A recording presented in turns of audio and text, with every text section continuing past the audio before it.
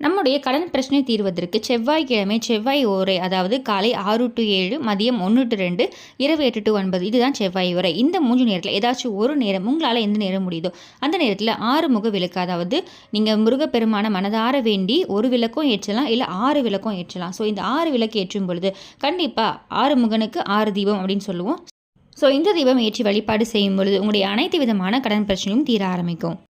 எளிமையாக ஒரு ஸ்டார் கோலம் போட்டு அதில் நடுவில் ஓம் எழுதிட்டு சுற்றி சரவண பவ அப்படின்னு எழுதிட்டு ஒரு லெட்டர்லையுமே பார்த்தீங்கன்னா ஒரு விளக்கேற்றி வழிபாடு செய்யலாம். எளிமையாக உங்களால் முடிஞ்ச பிரசாதம் நெய்வேத்தியத்தை நீங்கள் செய்து வைக்கலாம். அப்படி இல்லைனா கொஞ்சமாக நாட்டு சர்க்கரை, அப்படி இல்லைனா ஒயிட் சுகர் இல்லை வெல்லம் எது இருந்தாலும் வைக்கலாம், பழம் இருந்தாலும் வைக்கலாம். குறிப்பாக நீங்கள் இரவு 8 to 9 இந்த நேரத்தில் நீங்கள் செவ்வாய் ஓரை, அதாவது சூரியன் மறைந்ததுக்கு அப்புறம் இருக்கக்கூடிய செவ்வாய் ஓரை, இந்த செவ்வாய் ஓரையில் நீங்கள் விளக்கேற்றி வழிபாடு செய்யும் பொழுது இன்னும் உங்களுக்கு அதீத பலன் கிடைக்கும்.